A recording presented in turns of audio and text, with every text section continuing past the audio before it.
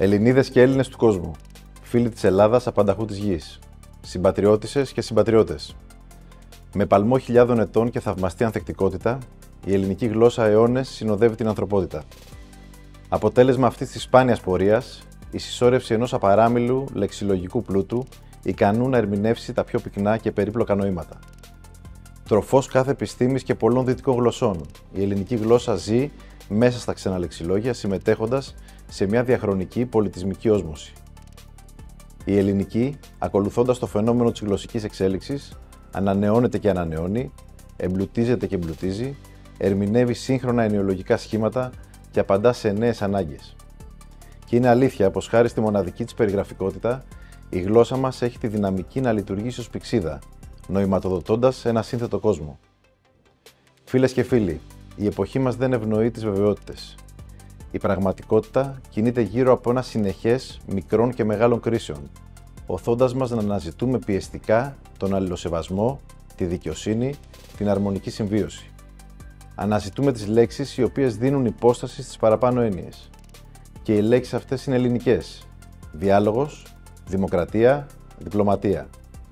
Καθόλου ανέτεια λοιπόν, με αυτές τις τρεις λέξεις από δέλτα, λέξεις ελληνικές με παγκόσμιο νόημα, η χώρα μας διεκδικεί την εκλογή της ως μη μόνιμο μέλος του Συμβουλίου Ασφαλείας των Ηνωμένων Εθνών για την περίοδο 2025-2026.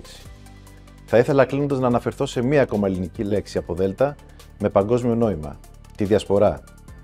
Από την αρχαιοελληνική της έννοια έως σήμερα, η διασπορά ως μορφή αλλά και ως σημασία έμεινε σχεδόν αμετάβλητη.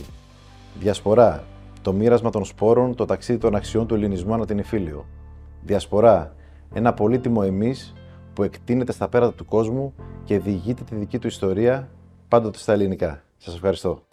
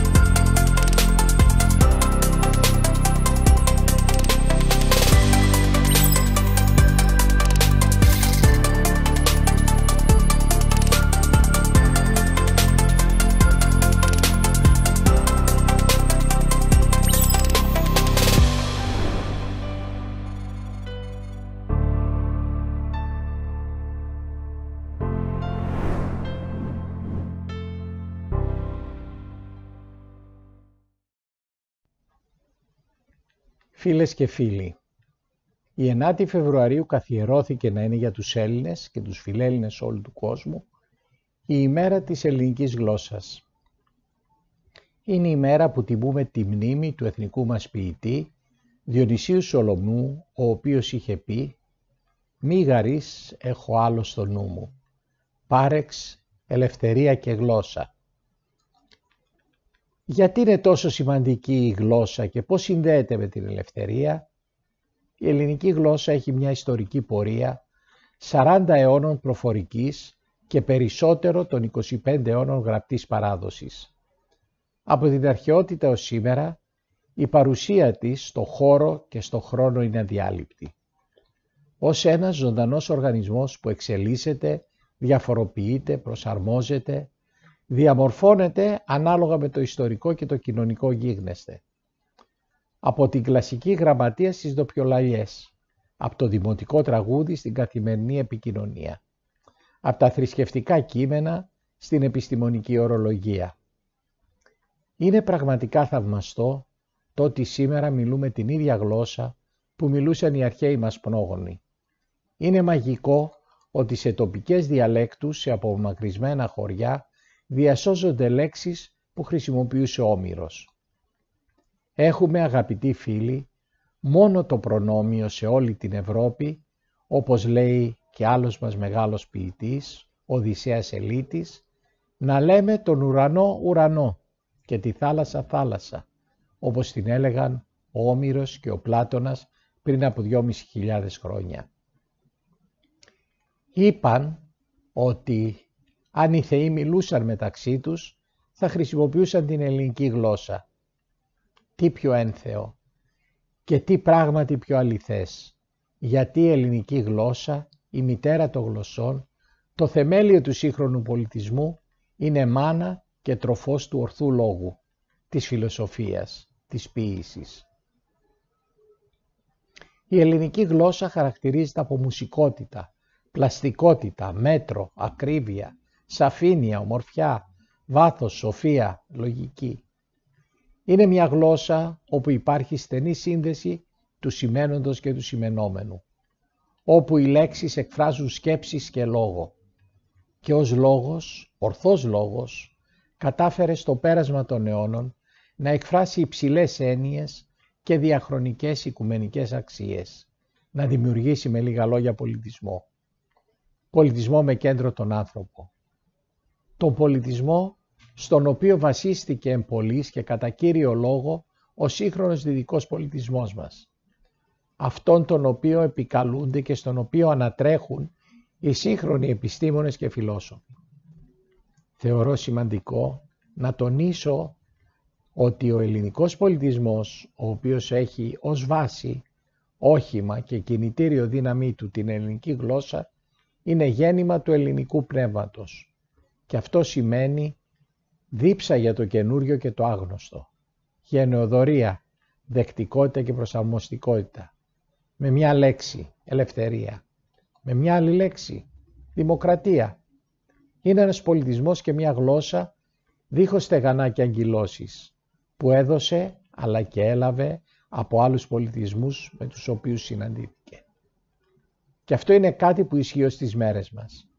Ο ελληνικός πολιτισμός μέσω της ελληνικής γλώσσας είναι γέφυρα διαλόγου, επικοινωνίας, ανταλλαγής και αλληλεπίδρασης με άλλους πολιτισμούς. Μπορεί όσοι μιλούν σήμερα την ελληνική γλώσσα να είναι μόνο μερικά εκατομμύρια άνθρωποι σε όλο τον κόσμο. Έλληνες, φιλέλληνες και ομογενείς μας σε κάθε γωνιά της γης. Ωστόσο, διδάσκεται στα μεγαλύτερα πανεπιστήμια και αποτελεί πεδίο εκμάθησης και σπουδών για όλους εκείνους που αντιλήφθηκαν τη μαγεία της και κατανόησαν το μεγαλείο της. Η γλώσσα που μας έδειξαν ελληνική στις αμμούδιες του Μύρου θα έπρεπε σύμφωνα με τον Βολτέρο να γίνει η κοινή γλώσσα όλων των λαών. Έγινε η γλώσσα της επιστήμης, της ιατρικής, των μαθηματικών, της φιλοσοφίας, της λογοτεχνίας και των υπολογιστών. Για μας τους Έλληνες απανταχού, τα ελληνικά είναι και κάτι παραπάνω.